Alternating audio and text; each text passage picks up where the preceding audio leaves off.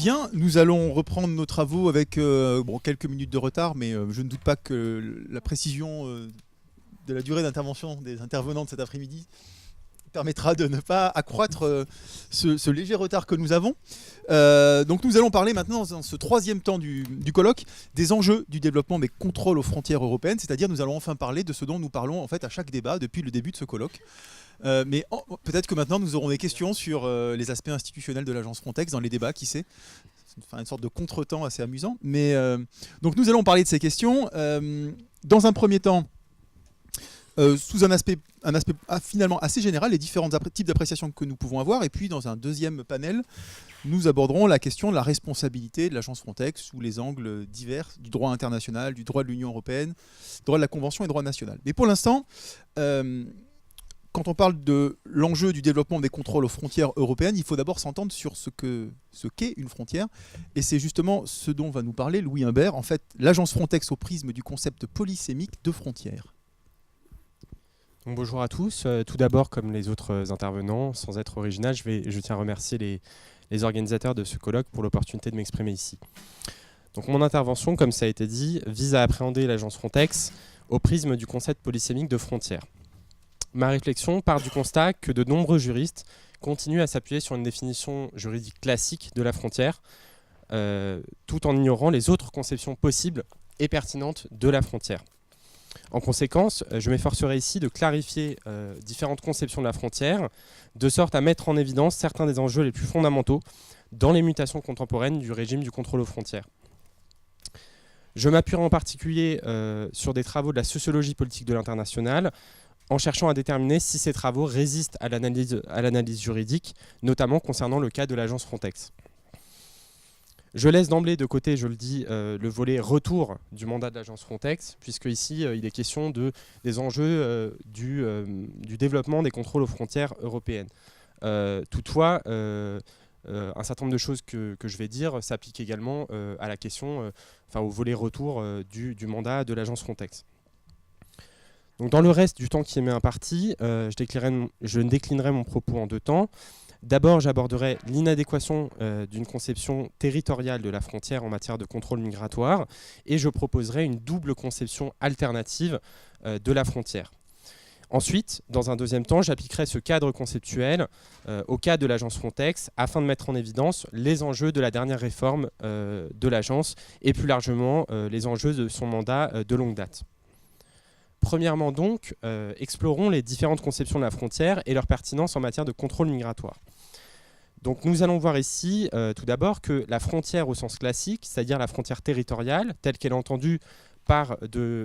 encore entendue par de nombreux juristes, n'est pas un concept adéquat en matière de contrôle migratoire. Et ensuite nous proposerons deux autres conceptions de la frontière, lesquelles nous semblent davantage pertinentes pour comprendre, saisir les enjeux du développement des contrôles aux frontières européennes. Donc tout d'abord, comme je me répète un peu, mais la frontière territoriale est inadéquate lorsqu'on parle de frontière en matière de contrôle migratoire. La plupart des juristes continuent d'appréhender la frontière uniquement sous sa définition juridique classique. Selon cette définition, la frontière est une simple ligne séparant les territoires respectifs de deux États. Au fond, cette conception renvoie à l'image médiatisée du mur frontalier, emblème contemporain du repli sécuritaire des États occidentaux en matière migratoire. Pourtant, le mur, s'il a un impact négatif, n'est pas le seul ni même le principal obstacle à la mobilité transnationale des individus.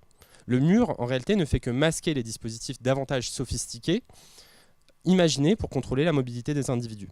Ces dispositifs confèrent à la frontière des caractéristiques complexes, l'éloignant très nettement d'un paradigme linéaire. Tel est l'un des enseignements des études en sciences humaines sur la frontière, en particulier dans les champs de la géographie, ainsi que dans le champ de la sociologie politique de l'international. Toutefois, malgré ces travaux, malgré cette remise en question qui date déjà d'il y a au moins 10-15 ans, toutefois, la conception de la frontière comme ligne demeure omniprésente dans l'univers juridique, en particulier dans les dictionnaires juridiques, et ce, malgré les efforts louables de redéfinition de quelques chercheurs en droit, dont notamment la professeure Marie-Laure Basilin-Guinche. Ainsi, pour étayer un peu mon propos, trois des principaux dictionnaires juridiques, à savoir le dictionnaire du vocabulaire juridique de LexisNexis, le lexique des termes juridiques de Dalloz et le vocabulaire juridique de Gérard Cornu, ces trois dictionnaires persistent tous à définir la frontière comme une ligne séparant les territoires de deux États. Pourtant, comme le remarque le juriste Paul Klödgen, en matière de droit de l'immigration, je cite, « Plusieurs mécanismes juridiques semblent vouloir ne pas se plier à la définition classique de la frontière. » En effet, depuis la fin des années 1980, la frontière subit de profondes mutations sous l'effet des normes juridiques relatives à l'entrée et au séjour des étrangers, à telle enseigne que le paradigme de la frontière linéaire et matérielle, récurrent dans les définitions juridiques classiques, se voit remettre en cause. Et à cet égard, 3 évolutions notables permettent de saisir à quel point les frontières ne sont plus territoriales en matière de contrôle de la mobilité transnationale des individus. Tout d'abord, la frontière européenne n'est pas une ligne, mais au moins 2 lignes, puisqu'avec la mise en place de l'espace Schengen, il faut distinguer entre frontières extérieures et intérieures. Et comme vous le savez, en temps normal, le franchissement des frontières intérieures ne fait l'objet d'aucun contrôle. Mais les contrôles peuvent être rétablis de manière exceptionnelle, comme c'est actuellement le cas aux frontières françaises et allemandes. On voit déjà apparaître ici la dimension contingente de frontières qui peuvent réapparaître soudainement au gré des décisions des autorités nationales. Ensuite, les lignes que j'ai mentionnées, qui se situent entre les territoires des États membres ainsi qu'aux extrémités du territoire de l'Union européenne, ne sont en réalité pas les lieux physiques où sont effectués les contrôles migratoires. Les contrôles sont effectués dans 2 cadres distincts. D'une part, au niveau des points de passage frontaliers, on parle de vérification aux frontières. D'autre part, entre ces points de passage, on parle de surveillance des frontières. C'est une distinction qui est effectuée par le Code frontière Schengen notamment. On peut donc concevoir dès lors les frontières comme un ou plusieurs nuages de points, voire comme des zones, si l'on prend en compte non seulement les nombreuses opérations de surveillance frontalière, notamment en mer Méditerranée, mais aussi les règles en matière de contrôle d'identité qui sont permis aux environs des points de passage frontaliers. Enfin, des nuages de points et des zones, on passe à des frontières mouvantes, immatérielles, élastiques et personnelles. Paolo Cutita évoque en ce sens l'idée de flexibilisation introvertie et extravertie des frontières. Par cette expression, il se réfère au fait que les contrôles aux frontières sont désormais effectués aussi bien en amont qu'en aval des frontières territoriales. La zone d'attente française est à cet égard un véritable cas d'école, puisqu'ici, des individus sont réputés non admis sur le territoire en aval de la frontière territoriale, et cette fiction juridique de la frontière en aval de la frontière territoriale, cette fiction juridique les suit, y compris au tribunal et à l'hôpital, tant qu'ils sont maintenus en zone d'attente. Ainsi, Paolo Cutita souligne que la frontière n'a pas seulement une dimension spatiale, mais aussi une dimension liée, je cite, liée au statut, aux conditions personnelles des migrants. La frontière fait donc office de véritable instrument de catégorisation des individus, comme le souligne notamment la professeure Marie-Laure Bazinet-Guinche. Enfin, des dispositifs comme les visas ou encore les bases de données mettent en évidence l'existence de frontières immatérielles qui sont également très éloignées de l'imaginaire classique de la frontière comme ligne physique. Ces dispositifs, les visas et les bases de données, révèlent également l'ambition toujours plus importante des autorités d'empêcher en amont les mouvements de personnes vers le continent européen et donc d'exercer une forme toujours plus intense de mise à distance ou, pour citer Didier Bigot, de police à distance. Ainsi, la frontière en matière de contrôle migratoire, comme j'espère l'avoir démontré, est loin de correspondre à une conception territoriale et linéaire. Puisque la frontière territoriale est dépourvue à ce point de pertinence, il me semble plus pertinent d'appréhender la frontière comme un régime complexe de régulation de la circulation transnationale des individus. Mais appréhender la frontière comme telle, comme un régime de régulation, ne semble pas suffisant. Pour dépasser la conception territoriale de la frontière et saisir les enjeux de ce régime de régulation, il me semble utile d'introduire ici une double conception alternative de la frontière qui a été dégagée par la politologue Tougba Bassaran et qui a été reprise par son collègue Julien Gendesbos dans une étude sur Frontex et sur les contrôles aux frontières. L'idée n'est évidemment pas de répliquer son travail, mais d'affiner l'analyse juridique et de prendre en compte la dernière réforme de l'agence. Donc, avant toute chose, revenons au travail de Tougba Bassaran. Dans un article publié en 2008 dans la revue International Political Sociology, Tougba Bassaran étudie les politiques spatiales d'exclusion et propose d'abord de distinguer les frontières territoriales des autres frontières juridiques, ce que j'ai également fait auparavant. Elle met ensuite en évidence une dissociation entre ce qu'elle nomme la frontière des contrôles d'une part et la frontière des droits d'autre part. Selon elle, cette dissociation n'est pas un hasard ou une erreur, mais au contraire une caractéristique ordinaire des pratiques sécuritaires. En ce sens, Bassaran souligne que les pratiques tendant à exclure les étrangers du bénéfice des droits fondamentaux ne relèvent pas d'une logique d'exception, comme beaucoup ont pu le soutenir. Bien au contraire, je cite, « Le problème de la sécurité n'est pas son exceptionnalité, mais plutôt sa banalité. Ainsi, ce sont des lois et des politiques ordinaires qui génèrent l'exclusion, et il faut donc les étudier selon Bassaran comme un élément à part entière des régimes démocratiques libéraux. » À cet effet, elle défend l'idée selon laquelle le talon d'Achille des régimes de protection des droits fondamentaux serait moins leur substance que le fossé entre le champ des droits et le champ des contrôles. Ainsi, il faudrait distinguer entre les « legal borders of policing » et les « legal borders of rights », c'est-à-dire entre la frontière des contrôles et la frontière des droits. Le décalage entre ces deux frontières relèverait d'une technique juridique permettant de limiter les droits des individus en créant des zones frontalières où certains droits ne seraient pas applicables à certains individus. Pour les besoins de la réflexion, il me semble utile de clarifier encore davantage les notions de frontière des contrôles et de frontière des droits. En effet, même si Bassaran semble se centrer sur les dynamiques spatiales d'exclusion, je souhaite pour ma part inclure une dimension extraspatiale qui comprend des questions comme le partage des responsabilités entre les différents acteurs en charge et les mandats respectifs de ces acteurs. Ainsi, la frontière des contrôles pourrait ici être définie comme le périmètre des lieux et des situations dans lesquels s'effectuent les contrôles de la circulation des individus vers l'Union européenne. Quant à la frontière des droits, on pourrait la définir comme le périmètre des lieux et des situations dans lesquels les individus voient leurs droits protégés face au contrôle de leur circulation vers l'Union européenne. L'écart plus ou moins important entre ces deux frontières devrait préoccuper toute personne soucieuse de la protection des droits. À présent donc, il est temps d'appliquer ce cadre conceptuel à l'agence Frontex, qui est évidemment le thème qui nous occupe aujourd'hui. Et je souligne à cet égard que l'agence Frontex, en tant que telle, est emblématique des mutations contemporaines de la frontière.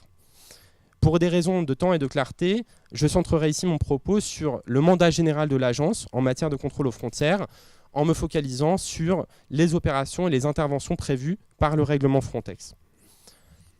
Dans la mesure où le nouveau règlement Frontex se targue d'avancer en matière de respect des droits fondamentaux, la question est de savoir si un écart persiste entre frontières des contrôles et frontières des droits, et si la réforme de 2016 a eu un impact en la matière. Or, pour vous dévoiler d'emblée mon sentiment, c'est précisément là que le bât blesse. Car, en effet, le problème est structurel et ne semble pas avoir été résolu par les réformes successives. Bien au contraire, le mandat complexe de l'agence, souvent présenté comme technique, comme essentiellement technique, consiste toujours en la coordination d'opérations, ce qui implique la participation d'un très grand nombre d'acteurs et donc l'inéluctable dilution des responsabilités, et ce, alors que Frontex endosse un rôle accru dans les contrôles aux frontières européennes, sous l'impulsion de la dernière réforme notamment. Donc dans cette première sous-partie, je voudrais aborder ce que j'ai appelé le repli structurel de la frontière des droits. J'entends par là l'idée qu'il existe un déficit systématique depuis la création de l'agence concernant l'application des droits fondamentaux à l'action de l'agence Frontex, du fait de la nature du mandat de l'agence et des règles prévues en matière de responsabilité. Ces éléments créent un écart structurel entre frontières des contrôles et frontières des droits.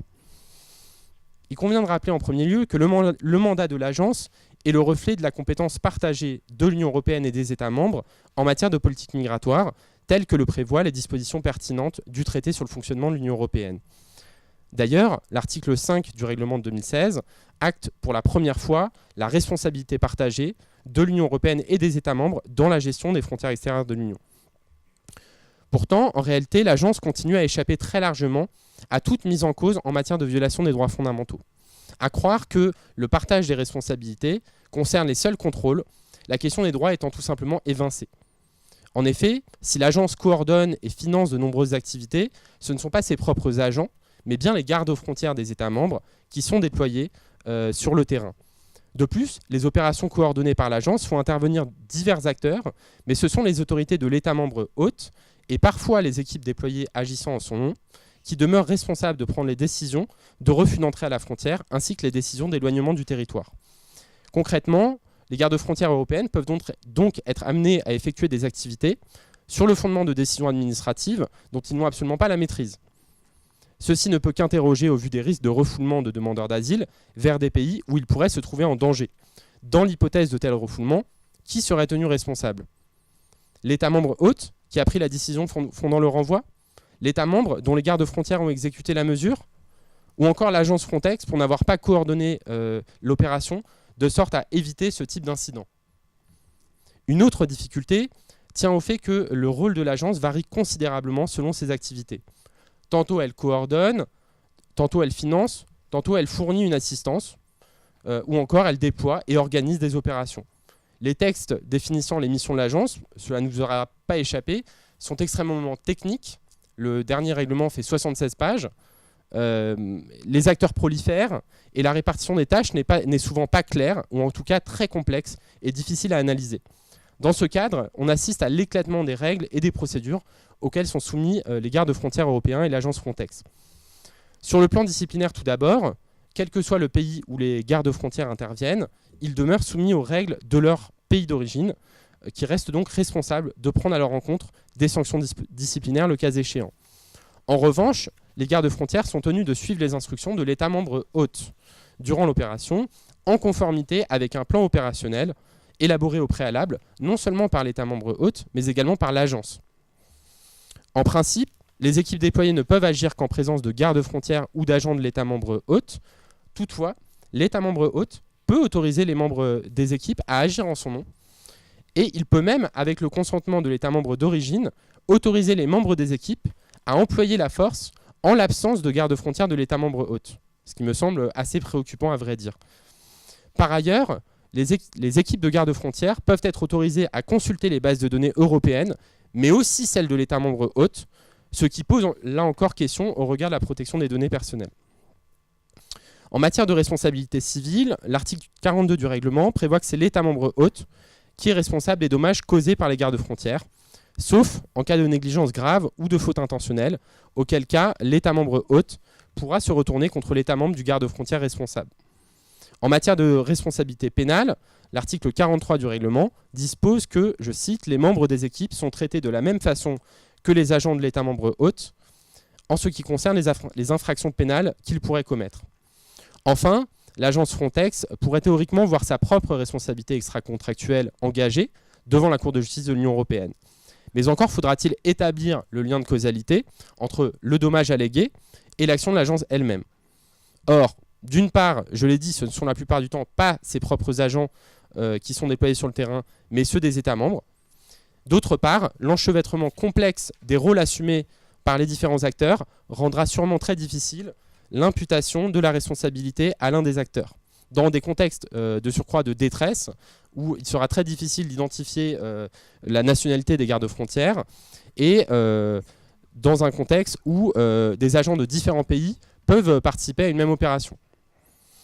Un autre problème qui se pose au moment de chercher à identifier les responsables est l'opacité importante de l'action de l'agence, puisqu'il est souvent difficile, voire impossible, d'accéder au plan opérationnel de l'opération, où figurent ses modalités détaillées, et notamment la répartition des rôles et l'intervention de garde-frontières de tel ou tel État membre. Enfin, ce panorama déconcertant des mécanismes organisant l'irresponsabilité de l'agence ne serait pas complet sans aborder, ne serait-ce que très brièvement, le nouveau mécanisme de plainte mis en place par le règlement de 2016. Faute de temps, je me limiterai simplement à souligner que ce mécanisme ne répond pas davantage aux problèmes structurels du mandat de l'agence, puisqu'il prévoit de transférer toute plainte concernant un garde-frontière d'un État membre à une autorité indépendante de l'État membre concerné. La responsabilité ultime continue donc à reposer sur les États membres et jamais sur l'agence elle-même. J'en viens maintenant à ma dernière sous-partie. Face à ce repli structurel de la frontière des droits, on ne constate pas un repli de la frontière des contrôles. Bien au contraire, celle-ci est repoussée encore plus loin par le règlement de 2016. À cet égard, on peut retenir deux évolutions notables. Premièrement, l'approche hotspot, qui avait été mise en place comme solution ad hoc à la mal nommée crise migratoire, est pérennisée. En effet, le nouveau règlement prévoit la possibilité de déployer des équipes d'appui à la gestion des flux migratoires dans les cas où, je cite, un État membre est confronté à des défis migratoires disproportionnés dans certaines zones d'urgence migratoire situées à ses frontières extérieures, caractérisées par des afflux migratoires mixtes importants. Ce déploiement d'urgence est envisagé en même temps que celui d'autres agences européennes, comme Europol ou encore le Bureau européen d'appui en matière d'asile. Le règlement de 2016 fournit une liste non exhaustive de missions possibles de l'agence Frontex, qui comprend étonnamment la fourniture d'une première information aux demandeurs d'asile, ce qui semble un petit peu éloigné du mandat de l'agence Frontex, mais aussi plus logiquement l'enregistrement et l'identification des individus nouvellement arrivés. Cette dernière mission est toutefois envisagée dans des termes très similaires, sinon identiques, dans la proposition de règlement concernant la création de l'agence de l'Union européenne pour l'asile, ce qui pose indéniablement la question de la répartition des rôles et des responsabilités entre agences européennes, mais aussi avec les autorités locales, notamment en cas d'atteinte aux droits fondamentaux. Deuxièmement et enfin, une autre évolution notable dans le règlement de 2016 est la possibilité pour l'agence de coordonner des opérations conjointes et des interventions rapides aux frontières dans des pays tiers. Ici encore, on voit proliférer les acteurs des contrôles aux frontières sans que les règles ne soient toujours claires. Et lorsqu'elles sont déterminées, elles figurent dans des documents peu accessibles, voire inaccessibles au public. J'en veux pour preuve les actuelles négociations d'accords sur le statut avec les pays des Balkans occidentaux, notamment avec la Serbie, négociations qui sont largement soustraites au regard citoyen. On trouve sur Internet un document qui a été fuité par l'organisation State Watch, et on y voit justement les négociations, mais c'est un document qui n'est pas accessible au public normalement. C'est pourtant dans ces accords avec des pays tiers que se trouvent déterminées les responsabilités entre États membres et pays tiers. En conclusion, à travers le prisme de cette distinction entre frontières des droits et frontières des contrôles, on constate, à mon sens, un problème structurel dans le mandat de l'agence, problème structurel que ne résout absolument pas le règlement de 2016, qui semble même creuser l'écart à certains égards. En tout état de cause, le problème existe indéniablement depuis la création de l'agence, et en cela, on ne peut qu'acquiescer lorsque Tougba Bassaran affirme que le problème de la sécurité n'est pas son exceptionnalité, mais plutôt sa banalité. Merci pour votre attention.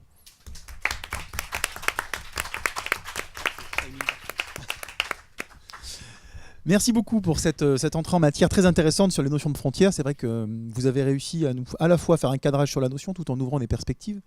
Donc c'est parfait. Donc nous allons continuer et finalement approfondir un certain nombre de sujets que vous avez abordés dans la deuxième partie de votre propos sur la question des droits fondamentaux avec l'intervention de Tania Rachaud. Alors, merci aux organisateurs également pour ce colloque qui clairement nous permet d'explorer toutes les facettes de ce corps européen de garde-côtes et de garde-frontières. Et surtout, on peut tout de suite voir que le sujet est délicat. On l'a vu hier, on le voit aujourd'hui. Et moi, mon sujet, c'est l'action de Frontex et le respect des droits fondamentaux.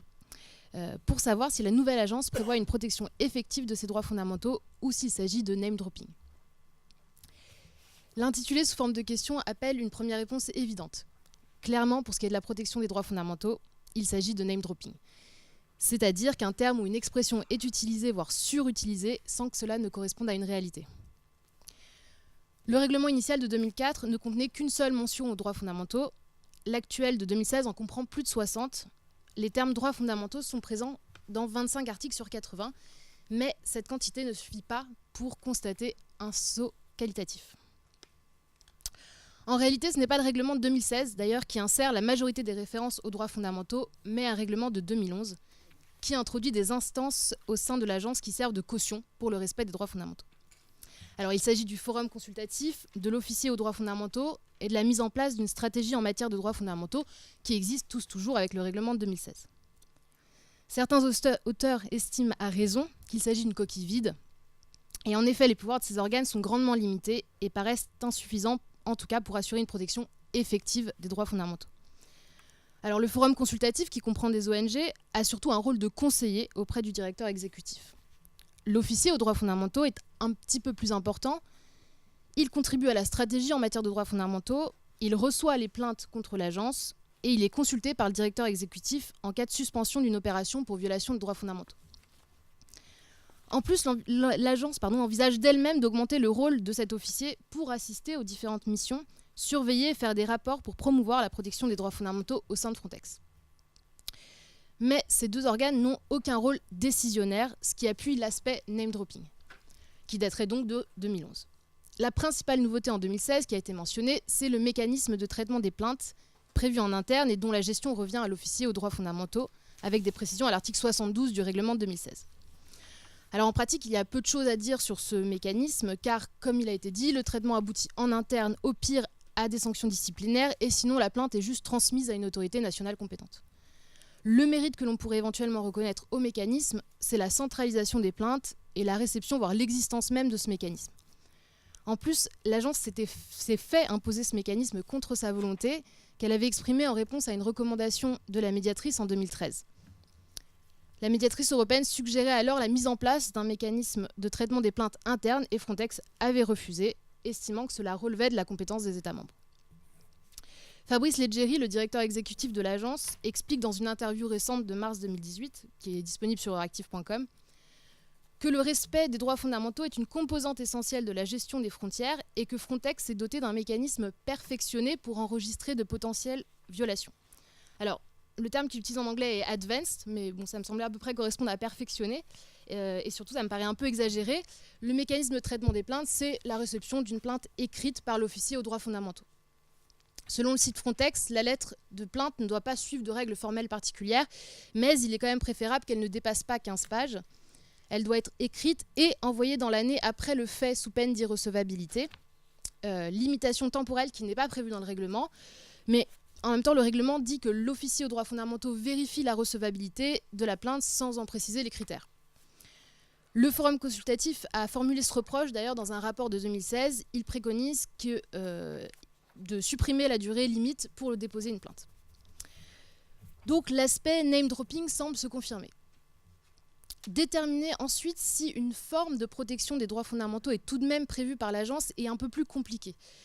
D'une part, car l'absence de protection des droits fondamentaux est un travers à la racine de Frontex. D'autre part, car la mesure du respect des droits fondamentaux se fait sur le terrain.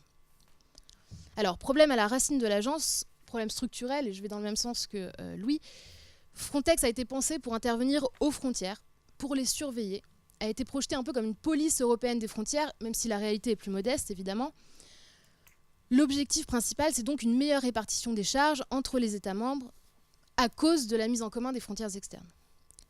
Donc cette agence fonctionne sur une base concrète de policiers, de douaniers, des gens armés, qui font face à des personnes qui peuvent être certes des criminels, y compris des passeurs, mais aussi des demandeurs d'asile fuyant des persécutions.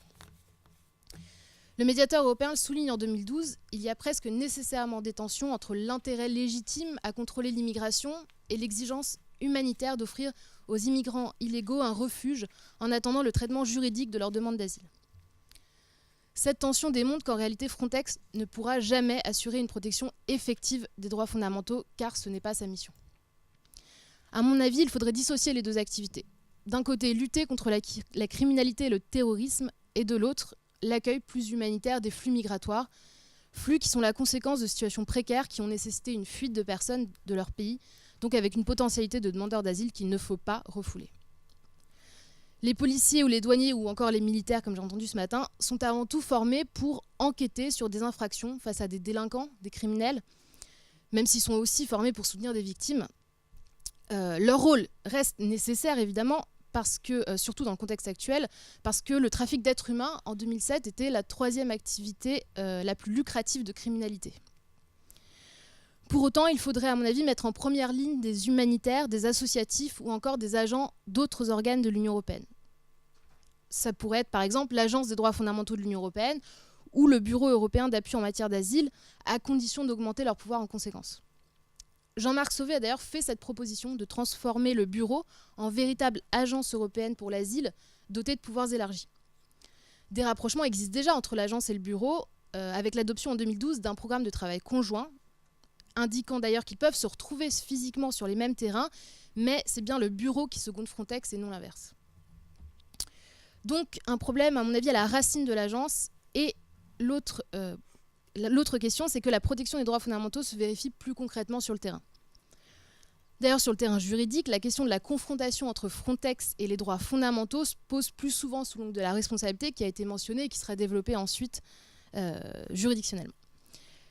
Ici, la problématique se situe un peu en amont. Avant de savoir qui est responsable, c'est la question des droits fondamentaux susceptibles d'être affectés par l'agence, par les actions de l'agence qui va nous retenir.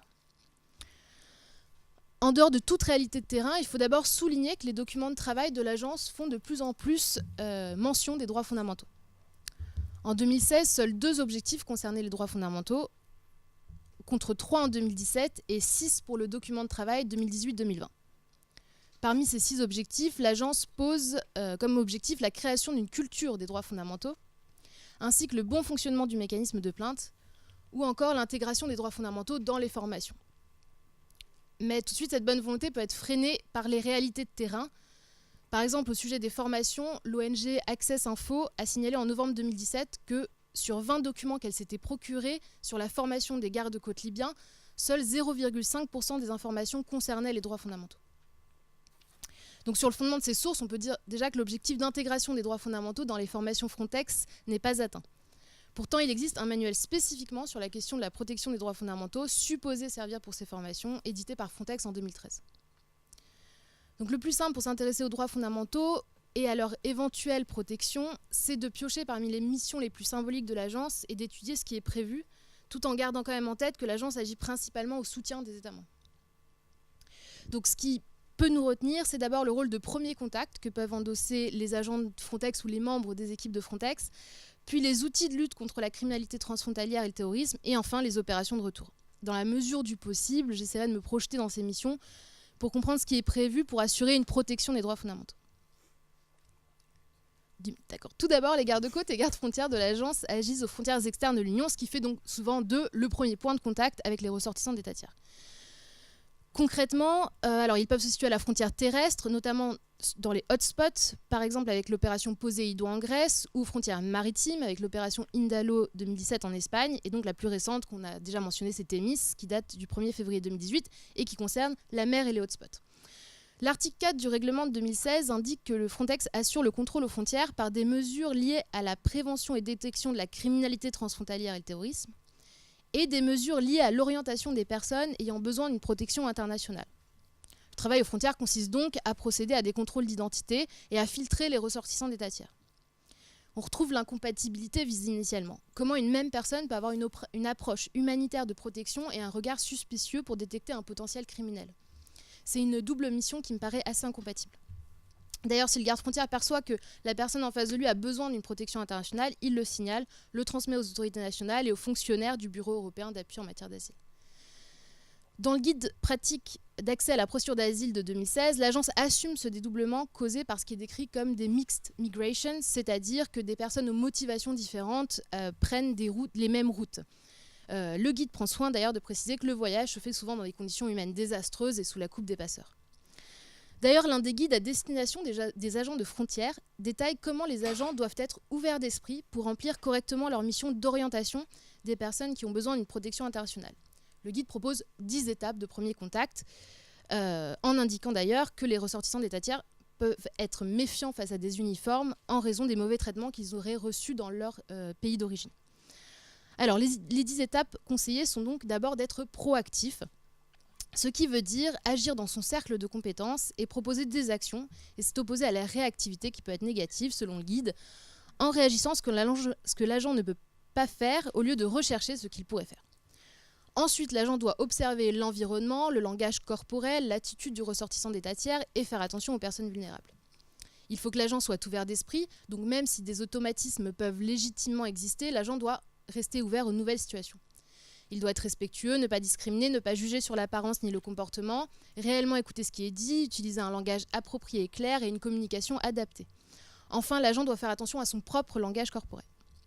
Le guide semble donc être un outil plutôt positif pour accompagner la démarche de tri et pour que les agents restent ouverts d'esprit pour détecter des personnes qui pourraient être demandeurs d'asile et non pas seulement celles qui se présentent comme telles. L'objectif est donc de respecter le principe de non-refoulement, droit fondamental évidemment, mais aussi, selon les termes du guide, respecter le principe de non-discrimination ou encore celui de dignité humaine. En revanche, au niveau maritime, les moyens financiers, matériels et humains sont trop faibles pour répondre à la demande et permettre une protection effective des droits fondamentaux. Cette insuffisance se manifeste d'ailleurs par l'existence de tensions entre les ONG qui interviennent en mer et l'agence. Mais comme ça a été déjà mentionné, le directeur exécutif de l'agence avait reproché aux ONG d'agir trop près des côtes libyennes et à l'inverse, les ONG estiment prendre le relais de l'indifférence, de la défaillance européenne. Donc le bilan sur le terrain d'une protection effective des droits fondamentaux sur la question du rôle en tant que premier point de contact est assez mitigé. Il y a une certaine volonté qui transparaît, mais la réalité me paraît être autrement plus crue et confirme en tout cas l'inadéquation de l'Agence pour la protection des droits fondamentaux dans ce cadre. Alors, deuxième action de l'Agence à envisager, la prévention de la criminalité et la lutte contre le terrorisme qui se confrontent en pratique à la question de la protection des données personnelles. Alors, de façon générale, l'agence collecte des données dans le cadre de ces opérations sur des personnes pour lesquelles les agents ont donc soit des raisons de soupçonner une activité criminelle, comme le trafic des migrants ou le terrorisme, ou sur des personnes qui franchissent illégalement la frontière. Des développements assez importants sont consacrés à ces questions dans le règlement de 2016, qui prévoit d'ailleurs un délégué à la protection des données personnelles, mais qui était déjà installé depuis 2015. Les données collectées sont surtout assez nombreuses et concernent un public large et plutôt vulnérable. L'importance de cette collecte des données est telle que certains auteurs estiment que cela entraîne la transformation de frontières en murs de technologie, avec une dématérialisation de ces frontières, et donc je rejoins à nouveau les propos de Louis. A priori, le traitement des données par Frontex est limité au transfert de ces données à d'autres autorités européennes compétentes comme Europol ou à des autorités nationales, ou à la préparation des analyses de risque. C'est ce qui explique un temps de conservation qui est assez bref, de 90 jours, ou un effacement directement après le transfert. Mais les pouvoirs de Frontex sur les fichiers de données augmentent. Par exemple, la Commission a fait une proposition fin 2016 pour que les agents Frontex puissent pleinement accéder au système d'information Schengen deuxième génération et non plus seulement par le biais des agents nationaux. Ils ont également obtenu fin 2017 la possibilité de consulter le nouveau fichier EES, entrée et sortie de l'Union européenne. Enfin, la proposition en cours d'étude du fichier ETIAS est encore plus symbolique. L'unité centrale de ce fichier donc, qui contient les autorisations d'entrée dans l'Union européenne pour les ressortissants d'États tiers qui n'ont pas besoin de visa seraient gérées par l'agence. Enfin, la question aussi du transfert des données vers des États tiers qui a été évoquée lors des échanges ce matin. Le directeur exécutif mentionne toujours dans cette interview de reactive.com que normalement il n'y a pas de transfert de données vers des États tiers, sauf en cas de retour d'un ressortissant d'État tiers dans son état d'origine.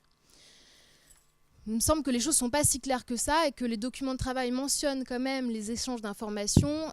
Et donc, dans cet accord avec le Kosovo, il est écrit que un accord spécifique sur l'échange des données personnelles doit être adopté, mais on ne sait pas s'il a été adopté ou si c'était seulement une base de travail.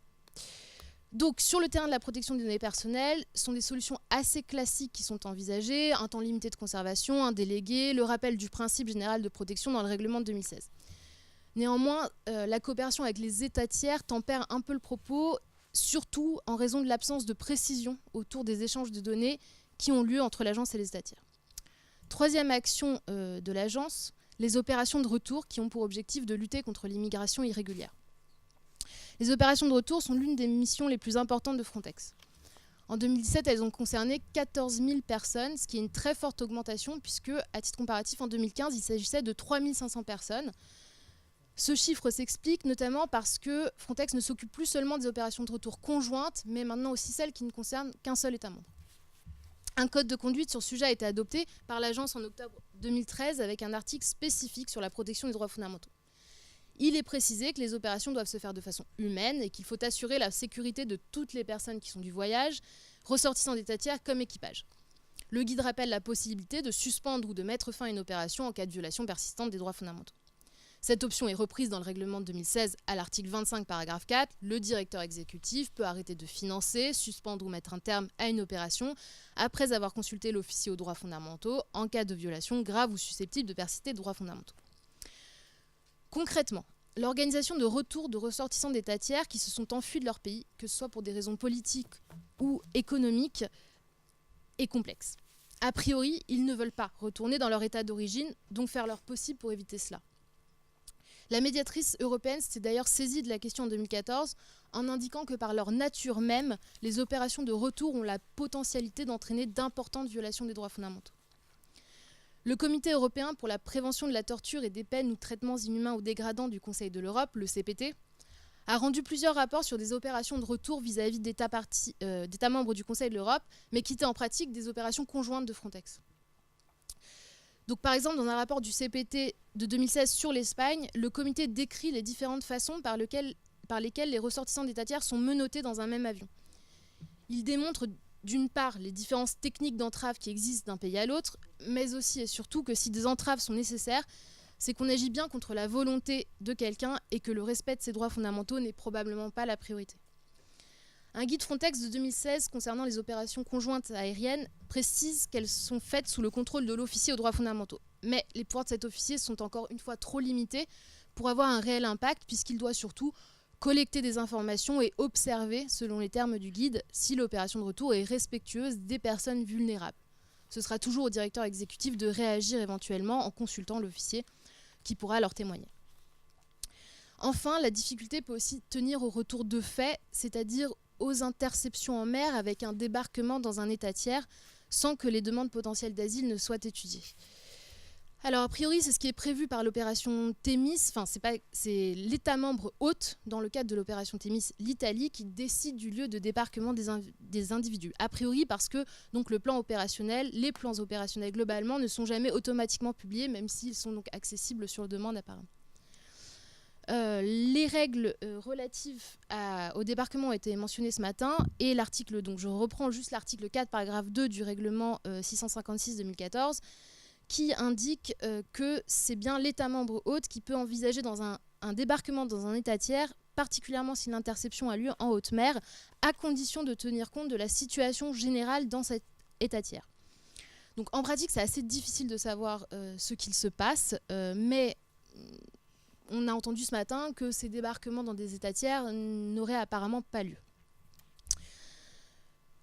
Dans le guide pratique d'accès à la procédure d'asile de 2016 de Frontex, le principe de non-refoulement est développé et le guide rappelle la prohibition d'ailleurs du refoulement applicable à toute forme de retour, y compris le refoulement indirect, c'est-à-dire une personne est refoulée dans un État tiers qui ensuite la transfère dans celui de son origine.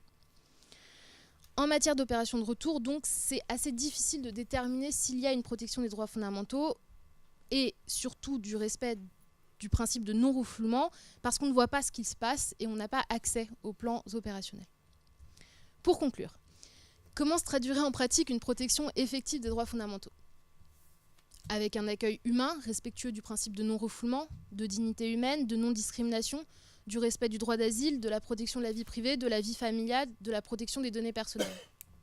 Cet objectif ne me semble pas inaccessible et est pris en considération dans les différents écrits de Frontex, le règlement, les guides pratiques, les documents de formation. Mais la tension qui existe entre l'agence et les ONG, qui ont quand même mis en place une campagne qui s'appelle Frontexit, montre que la pratique de l'agence n'est pas satisfaisante et n'est pas suffisante en termes de protection des droits fondamentaux. Le règlement de 2016 n'a pas changé grand-chose sur ce point. Alors certes, l'agence s'est dotée d'une stratégie des droits fondamentaux, conformément à l'article 34 du règlement de 2016, mais cette stratégie avait déjà été élaborée spontanément par Frontex en 2011. Son contenu, qui est inchangé depuis 2011, n'apporte pas de réelle solution. Dans les 8 pages que compte cette stratégie, il est prévu qu'elle s'appuie sur des analyses de risque que l'agence rend tous les semestres et propose à nouveau de mettre un terme à une opération en cas de non-respect des droits fondamentaux, mais donc on a vu que ça n'était jamais arrivé. Comme l'a indiqué Jean-Marc Sauvé en février 2018, face à la situation migratoire actuelle, les dispositifs habituels de gestion des migrations sont engorgés et peuvent démontrer leur radicale inadéquation. Clairement, en matière de protection des droits fondamentaux, le problème de Frontex est structurel, car l'agence fonctionne sur la base d'objectifs qui sont contradictoires, à savoir la lutte contre les formes graves de criminalité ayant une dimension transfrontalière et la gestion des flux migratoires. Mais cette contradiction n'est que le reflet de l'indécision de la politique migratoire de l'Union européenne. Je vous remercie.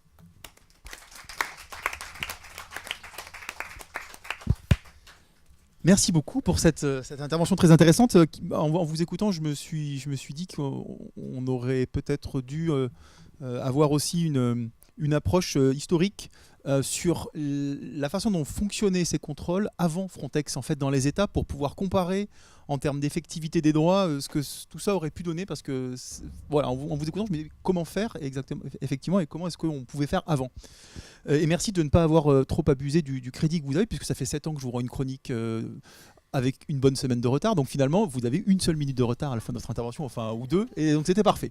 Et en plus vous avez assuré la transition avec Marine Dehaas qui, contrairement à ce qui a marqué sur le programme, n'intervient pas exactement au nom de la CIMAD si j'ai bien compris, mais plutôt au nom du collectif Frontexit, et qui va donc vous allez nous expliquer tout ça, et qui va nous parler de la vision des ONG sur cette réforme de l'agence Frontex. Merci.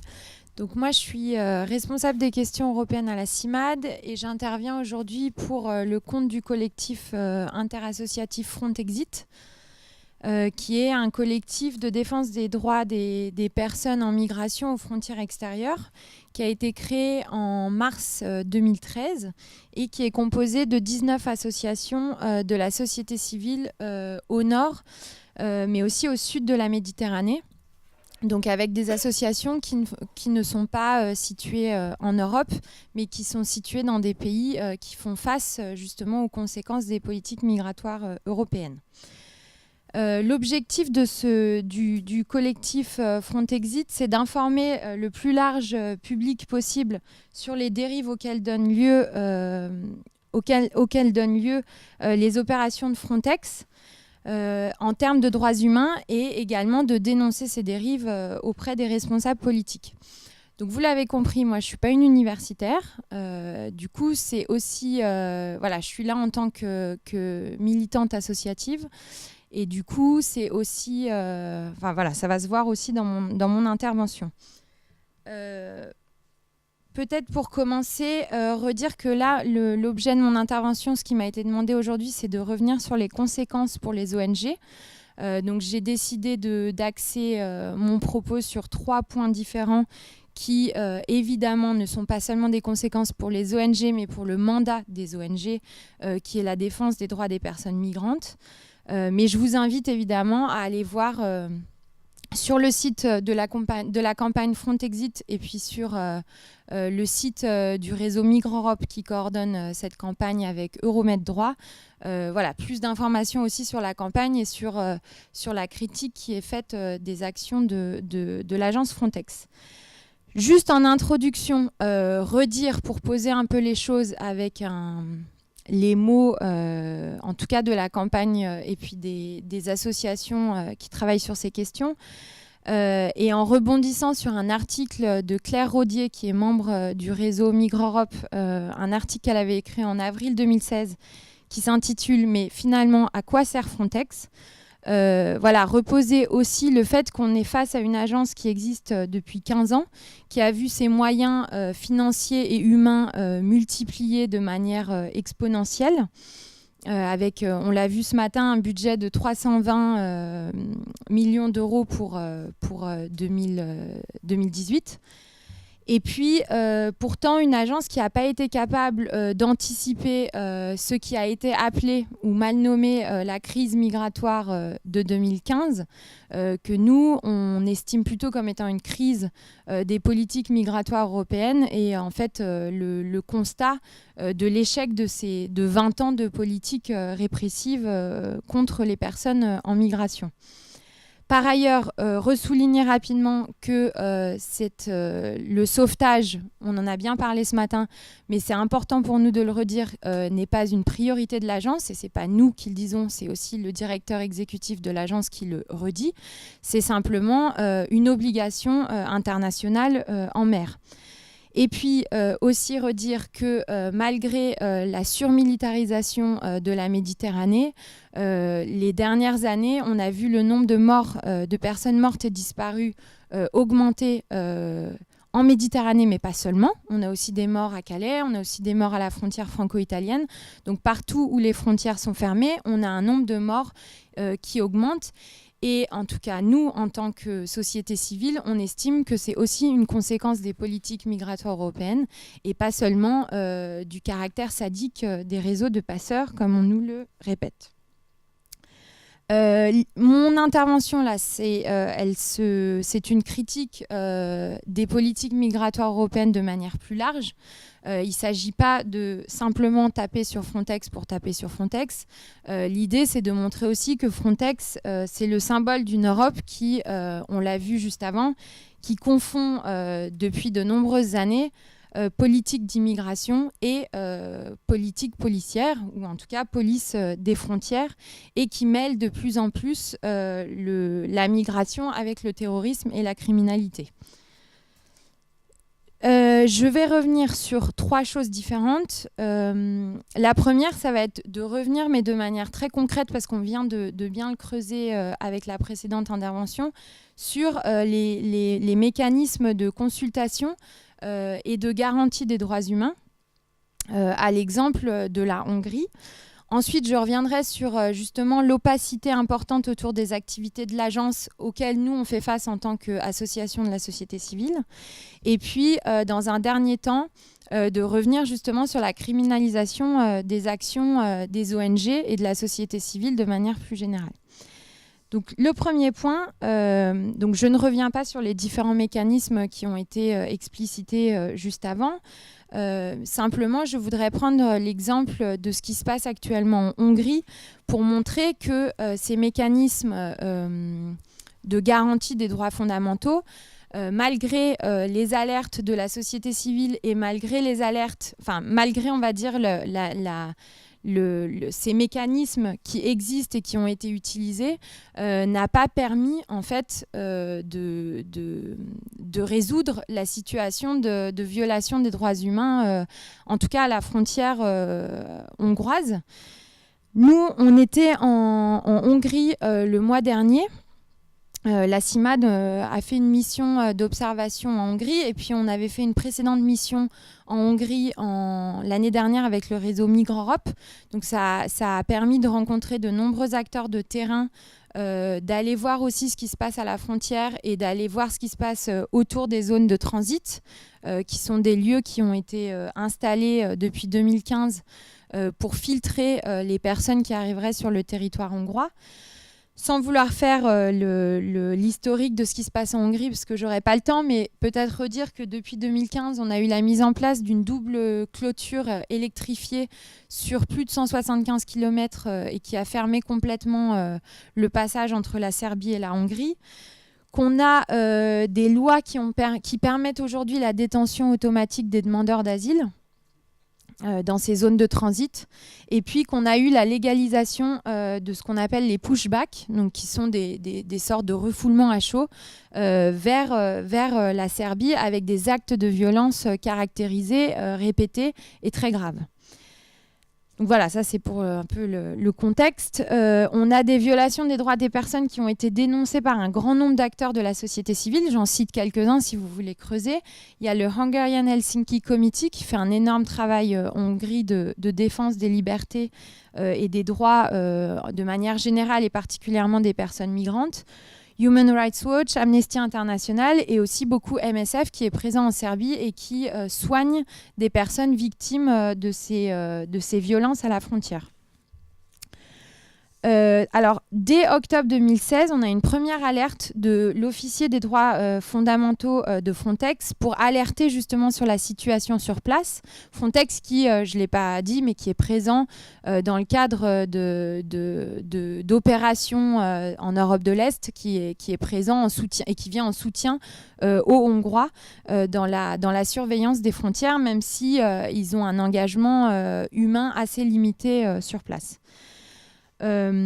Donc une première alerte en octobre 2016 qui est suivie en novembre 2016 d'une recommandation du Conseil consultatif dont on a parlé tout à l'heure et qui recommande la suspension partielle ou totale des activités de Frontex en Hongrie en application de l'article 25 paragraphe 8 qui permet donc, on l'a vu, au directeur de suspendre une partie ou la totalité des activités.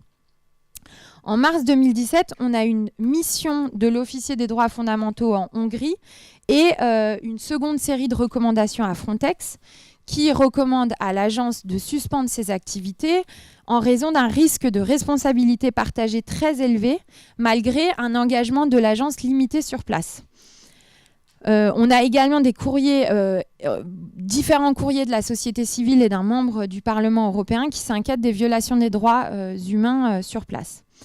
À chaque fois, l'agence répond à ces inquiétudes ou à ces recommandations en accord avec la Commission européenne qui répondent finalement par plusieurs choses, notamment par le fait que l'agence n'a pas accès aux endroits qu'elle souhaiterait, mais que c'est bien l'État membre hôte qui décide du déploiement des acteurs, ce qui est tout à fait vrai.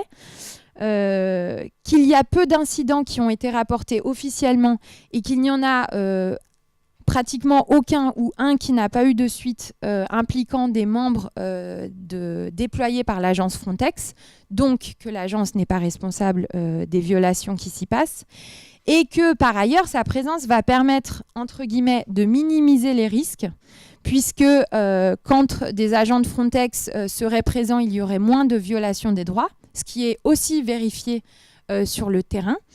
Et que cela permettrait, selon la Commission européenne, de faire preuve de solidarité avec la Hongrie dans la gestion aux frontières.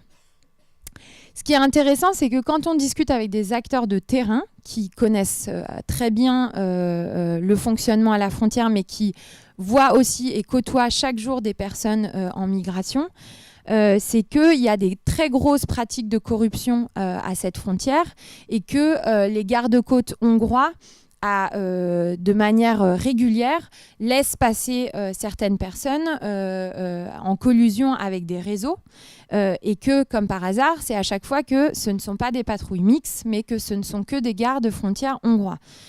Par ailleurs, à chaque fois qu'il y a des personnes de l'agence Frontex ou des agents déployés dans le cadre de l'agence Frontex avec ces patrouilles, avec la police hongroise, on a moins de violations des droits. En tout cas, ces violations ne sont pas commises devant eux. Donc, on voit que finalement, on a une agence qui minimise sa place, mais qui refuse officiellement de suspendre ses activités et donc qui légitime en fait les pratiques des gardes frontières hongrois sans remettre en question la gestion globale de la Hongrie dans la surveillance aux frontières.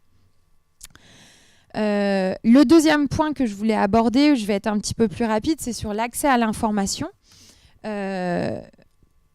On l'a vu tout à l'heure avec le chiffre de 1800 documents transmis selon les demandes qui en ont été faites à l'agence Frontex. C'est vrai, on ne peut pas dire que l'agence Frontex ne communique pas des informations ou des documents quand on lui demande. Nous, on a fait plusieurs demandes de documents et on a reçu des réponses.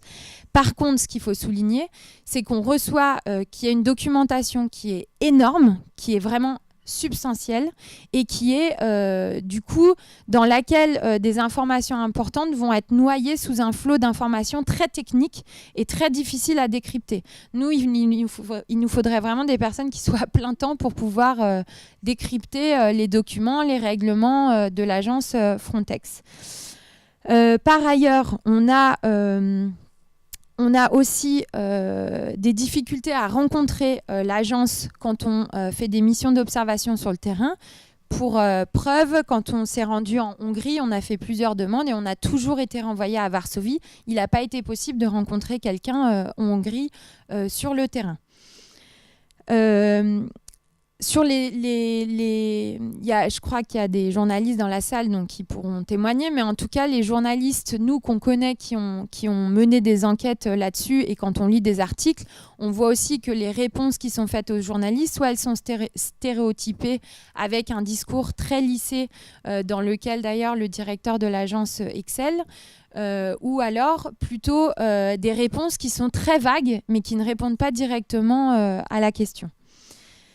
Sur les associations, puisque dans le collectif Frontexit, on a des associations qui sont en dehors de l'Union européenne, notamment des associations au Niger, au Mali, au Sénégal, l'agence Frontex n'a aucun compte à leur rendre, puisque c'est une agence européenne.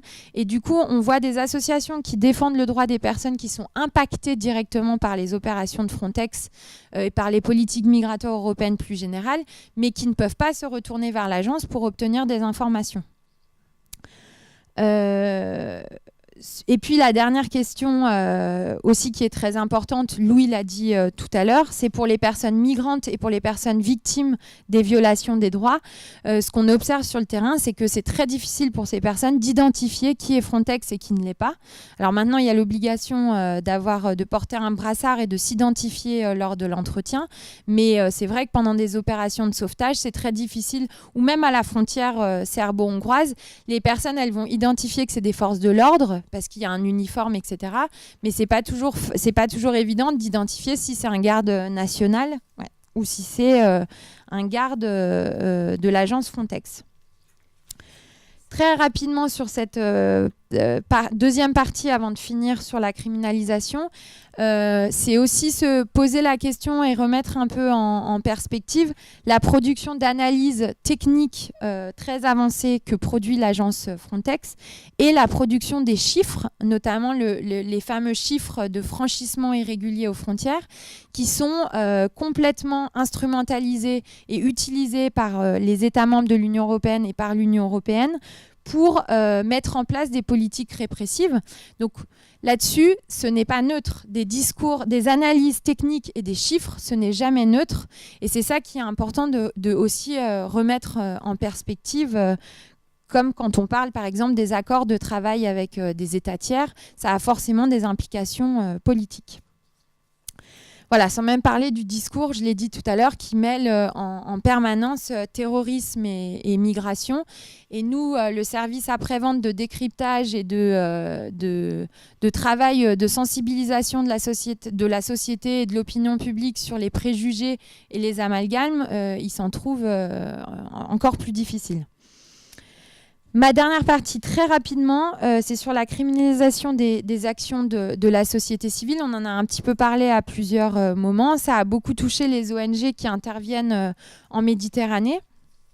Ça a commencé notamment fin 2016 par des rapports internes qui ont fuité de l'agence Frontex, mais aussi de l'opération EUNAVFOR-Med et qui ont ouvert le bal des critiques en faisant l'amalgame entre les actions et les opérations des ONG de sauvetage et en tout cas le lien avec des réseaux de passeurs, laissant sous-entendre qu'il y avait une potentielle collusion entre ces deux entités.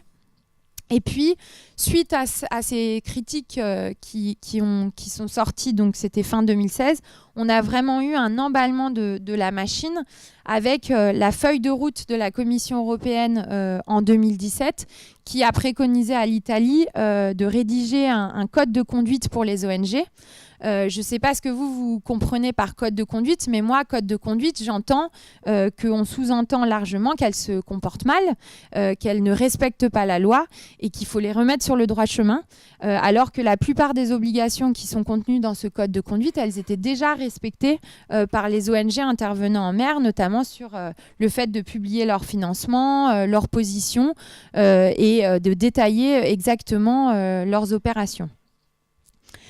Entre-temps, en 2017, il y a eu des déclarations, donc il y a des enquêtes qui ont commencé à être menées par des procureurs qui finalement, faute de preuves, ont dû clôturer les enquêtes. Et puis le directeur de Frontex qui a tenu à démentir dans une lettre adressée à un député italien en 2017 que contrairement à de nombreuses déclarations faites dans les médias, Frontex n'aurait jamais accusé une ONG de collusion avec des passeurs en Libye. Du coup, là, l'idée, c'est plus de montrer que ce genre de sous-entendu, finalement, il a permis, notamment aussi dans les médias, de reprendre cette idée qui reste maintenant dans les têtes, qu'il y aurait une potentielle collusion entre des ONG et des passeurs. Et on voit qu'entre le moment où il y a eu des ONG qui ont commencé à intervenir en mer et aujourd'hui, on a parlé de l'ONG Proactiva tout à l'heure, dont le navire est bloqué maintenant en Italie. Aujourd'hui, il n'y a plus qu'un seul navire qui est présent en Méditerranée, c'est l'Aquarius, dont on a parlé tout à l'heure. Et qui mène des opérations exclusivement de sauvetage en Méditerranée. Donc, il y a plein de raisons qui peuvent expliquer le fait qu'il n'y ait plus qu'un bateau, mais en tout cas, cette criminalisation des actions de la société civile, elle est très forte pour expliquer cette baisse de l'engagement des ONG en Méditerranée. Voilà, donc en conclusion, c'est aussi de redire que malgré tout ça, on a quand même toujours plus de morts en exil. Je sais, on va me dire, il y a moins d'arrivées, il y a moins de morts en 2018. Simplement, les morts, ils sont déplacés. On a une augmentation très importante des morts en Libye et dans le désert. Donc voilà, c'est pas parce que les gens meurent plus loin qu'ils ne meurent plus. Et c'est surtout qu'ils continuent à mourir en Méditerranée, mais s'il n'y a plus personne pour le documenter, on ne les verra plus. Et puis aussi redire que les mécanismes n'ont pas permis de faire face à l'impunité autour des violations des droits, et que c'est les politiques migratoires européennes qu'il faut repenser de manière plus générale. C'est ce qu'on dit depuis de nombreuses années, en défendant le droit de quitter son pays, de demander l'asile, d'être protégé, et aussi en remettant largement en cause toutes les dynamiques d'externalisation des politiques de la surveillance du contrôle vers des pays tiers comme la Turquie, la Libye, le Maroc, voilà, plus en amont de nos frontières. Je vous remercie.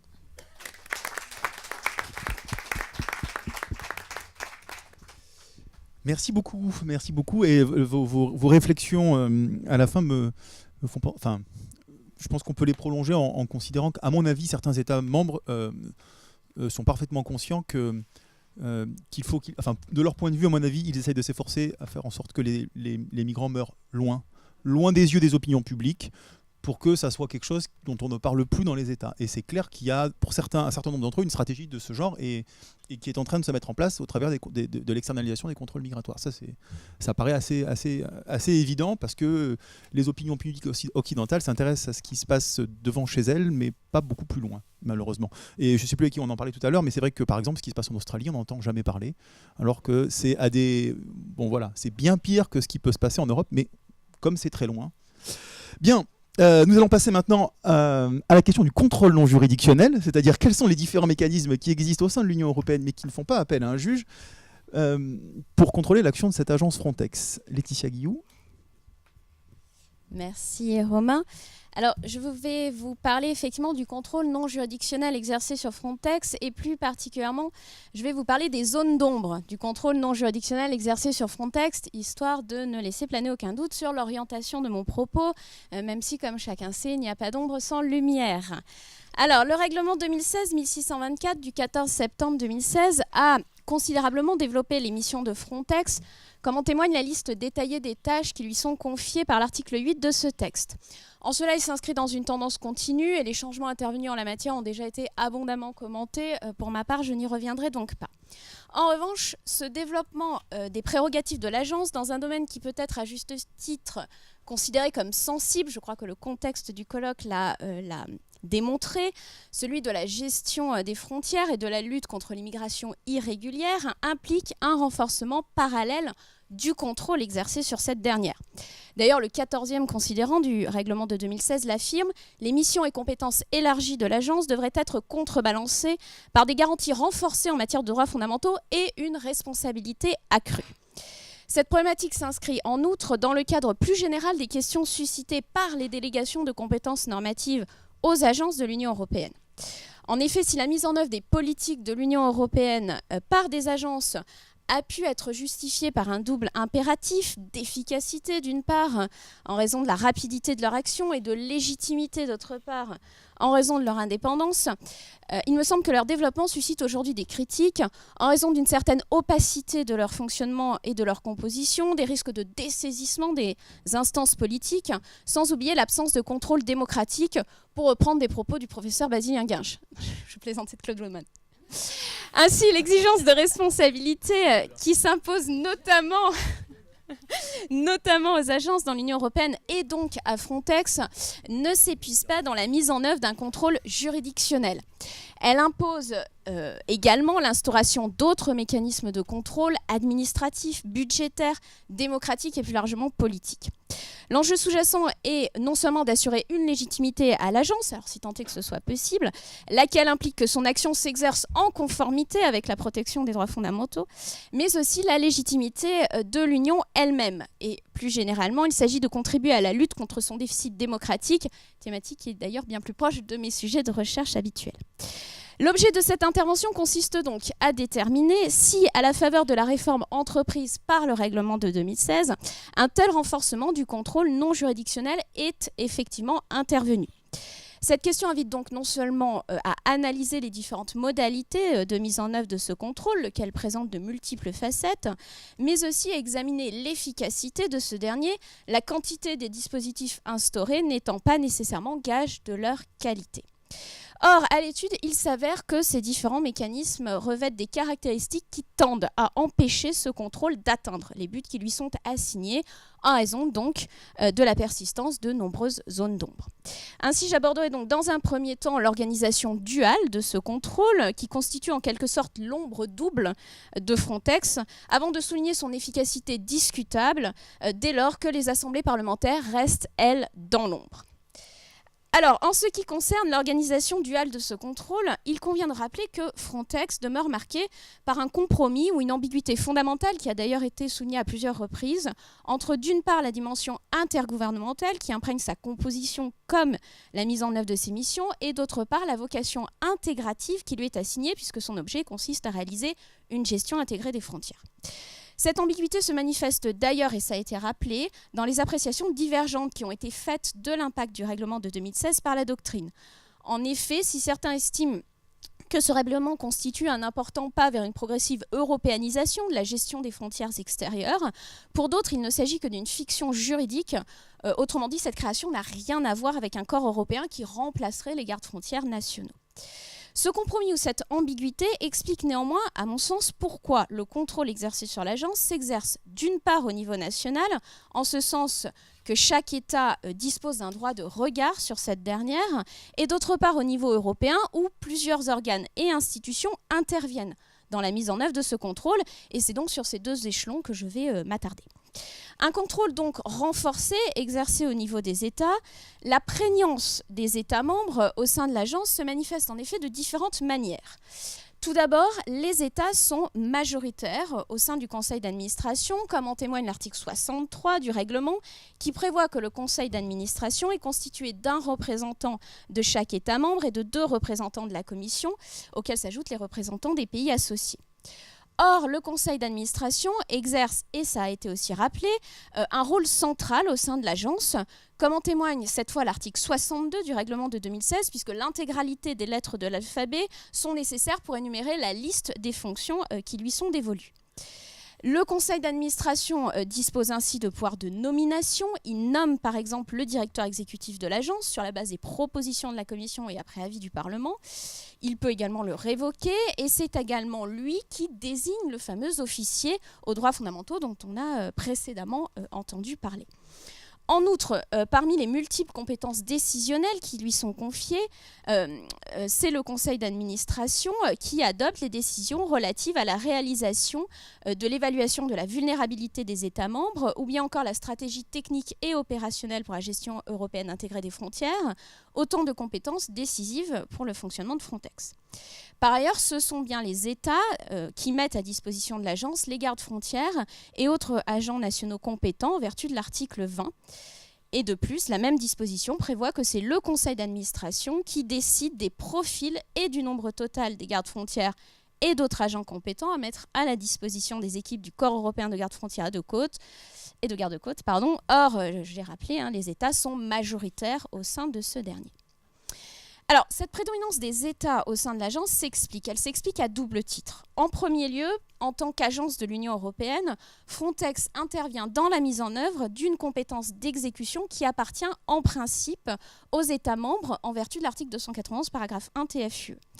De ce point de vue et de manière plus générale, les agences apparaissent souvent comme un compromis en ce qu'elles permettent de réaliser un mode d'exécution centralisé tout en assurant la représentation des États membres en leur sein. Et à ce titre, la composition du conseil d'administration de Frontex, que j'ai rappelé, ne présente pas de particularité majeure puisque la prédominance des États dans les structures administratives des agences est traditionnelle. Mais en l'espèce, le contrôle exercé à l'échelon national s'explique aussi et en second lieu par les particularités de Frontex. En effet, et je crois que ça a été abondamment souligné, les missions qui lui ont été confiées ont un impact sur les compétences régaliennes des États. En outre, cette agence dispose de compétences qui sont à la fois décisionnelles et opérationnelles. Dans ces circonstances, il n'est guère surprenant, me semble-t-il, que l'ampleur des compétences dévolues soit contrebalancée par le maintien d'un contrôle exercé par les États. Même si on verra, ce qui pêche, c'est les modalités de mise en œuvre. Cela n'exclut cependant pas la mise en œuvre en parallèle d'un contrôle également exercé à l'échelle de l'Union européenne, contrôle dont je vais à présent parler, qui se caractérise par la diversité des acteurs mobilisés et partant par son caractère fragmenté. Un contrôle donc fragmenté exercé au niveau européen, il revêt tout d'abord la forme d'un contrôle administratif en matière de protection des droits fondamentaux, mais là-dessus, je ne reviens pas puisque les 3 intervenants précédents en ont parlé, notamment Tania Rachaud. À ces mécanismes concernant la protection des droits fondamentaux s'ajoutent en outre, et là je m'arrêterai un peu plus, les contrôles nouveaux ou anciens d'ailleurs, exercés par les institutions et organes de l'Union européenne. En effet, l'agence est placée sous le contrôle du médiateur européen, lequel a mené diverses enquêtes qui ont été rappelées, l'une initiée en 2012 et qui a conduit à la mise en place du mécanisme de traitement des plaintes, l'autre ouverte en 2014 qui concernait les opérations de retour conjointe. Elle est également soumise au contrôle financier de la Cour des comptes, laquelle publie un rapport annuel sur les comptes de l'agence et peut, le cas échéant, rapporter d'éventuels soupçons de fraude à l'OLAF. Le principal contrôle de nature politique auquel cette agence est soumise reste cependant celui qui est mis en œuvre par les institutions composant le triangle décisionnel de l'Union européenne. Il s'exerce néanmoins de manière inégale selon l'institution concernée. La Commission, elle, est ainsi représentée au sein du conseil d'administration de l'agence, je l'ai dit tout à l'heure. Cependant, compte tenu des modalités d'adoption des décisions à la majorité absolue des membres, ces 2 représentants ne peuvent pas prétendre exercer un rôle déterminant. Elle exerce un contrôle plus poussé sur le directeur exécutif qui est nommé et peut être renouvelé ou révoqué sur sa proposition.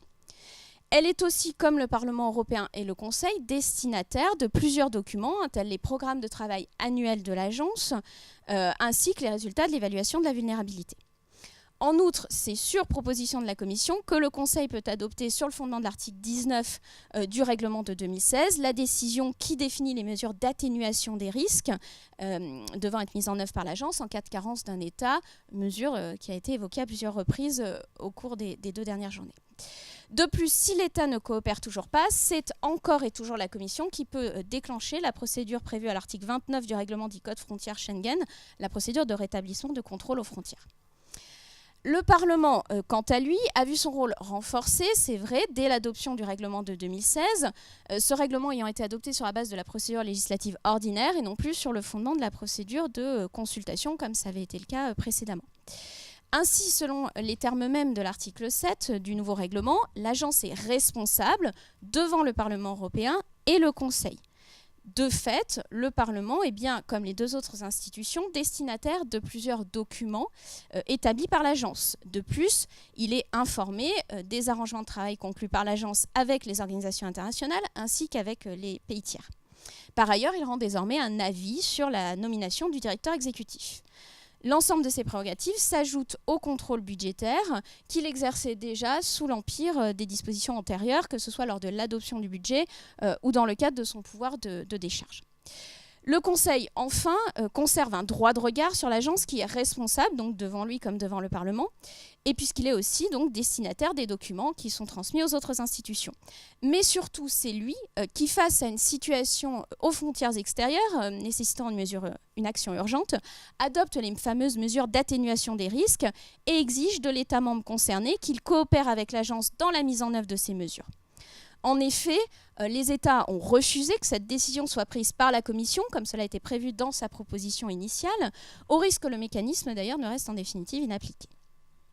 En résumé, si la création et le renforcement de Frontex ont conduit à transférer à l'échelon européen une compétence d'exécution qui appartient donc normalement aux États membres, cette compétence reste néanmoins étroitement contrôlée.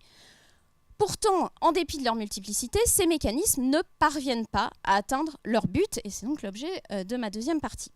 L'efficacité des mécanismes que je viens de rappeler doit en effet être appréciée à l'aune de leur capacité à atteindre l'objectif que j'évoquais en introduction, à savoir assurer une légitimité à l'action de l'agence et au-delà de l'Union. Or, de ce point de vue, les dispositifs établis ne paraissent pas aptes à atteindre leur but en raison de leur caractère insuffisamment démocratique. Ainsi, on peut déplorer que le contrôle non juridictionnel exercé par Frontex reste accaparé par les organes exécutifs au détriment des organes parlementaires, et que ce soit à l'échelle de l'Union européenne ou à l'échelle des États membres. Et de nouveau, je vais revenir sur chacun de ces échelons. Le contrôle exercé à l'échelle européenne présente donc une efficacité qui reste limitée. D'abord parce que plusieurs faiblesses affectent le contrôle exercé sur le respect des droits fondamentaux, mais là encore, cet aspect ayant été développé précédemment, je ne l'évoquerai pas. Je rejoins cependant l'idée que le caractère strictement interne de ce contrôle reste sa principale défaillance. Il y a sur ce point une nécessité d'un regard externe. À cela s'ajoutent par ailleurs les limites du contrôle exercé par les institutions européennes. Ainsi, j'évoquais tout à l'heure le rôle du Parlement européen. Eh bien, le renforcement de ses prérogatives à l'égard de l'agence reste très partiel. En effet, ce dernier n'est pas représenté dans le conseil d'administration de Frontex, ni ne participe à la désignation de ses membres, contrairement à ce qui se pratique pour d'autres agences. Pourtant, une contribution de celui-ci à la désignation de ses membres permettrait de s'assurer que l'action mise en œuvre dispose d'une caution démocratique, ce qui a priori n'est pas la priorité actuellement. Par ailleurs, si le Parlement européen émet un avis sur la désignation du directeur exécutif après audition des candidats, cet avis n'est pas contraignant.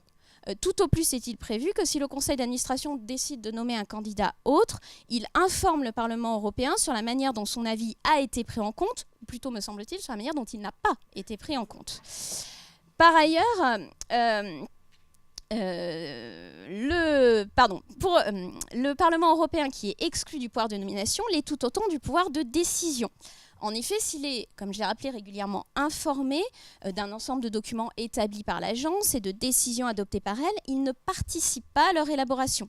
Quant au contrôle budgétaire, de même que le contrôle exercé sur la base des rapports qui lui sont présentés, il ne permet au Parlement européen que d'intervenir a posteriori des interventions. Or, ce déficit du contrôle actuellement exercé par le Parlement européen ne peut être, à mon sens, compensé par celui qui est mis en œuvre par les autres institutions, lesquelles ne peuvent pas se prévaloir d'une légitimité démocratique similaire. En outre, même si les prérogatives confiées à la Commission sont plus importantes que le droit de regard accordé au Parlement européen, notamment sur la nomination et la révocation du directeur exécutif, sa marginalisation au sein du Conseil d'administration demeure une faiblesse.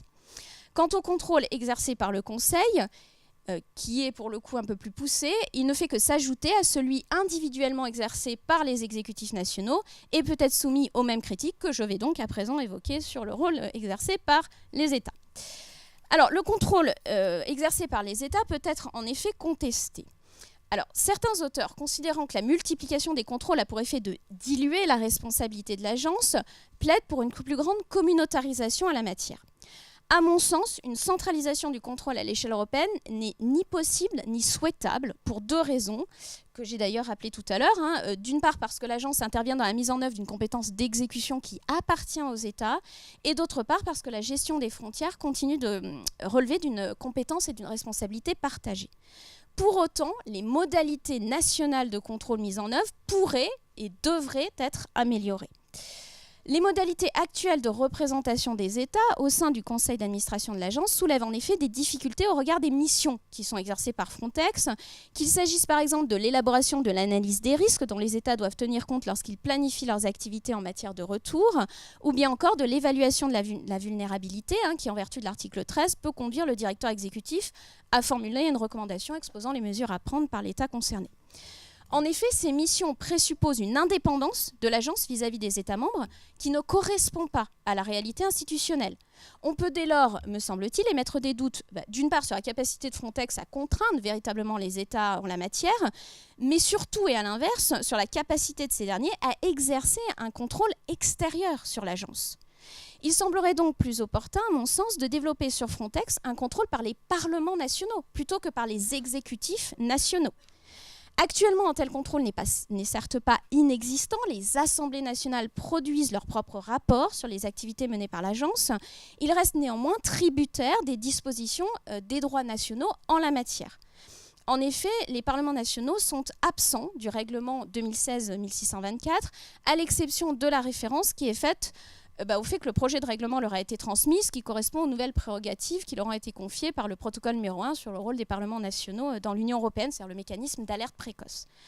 Une nouvelle avancée pourrait être engagée dans ce domaine en consacrant également dans le droit dérivé de l'Union le pouvoir d'information, voire pourquoi pas le pouvoir de nomination des parlements nationaux à l'égard de Frontex. Sans bien sûr prétendre à la panacée, il me semble qu'un tel contrôle pourrait apporter un premier élément de réponse, un premier pas aux préoccupations réelles et sérieuses des opinions publiques nationales en la matière. Je vous remercie.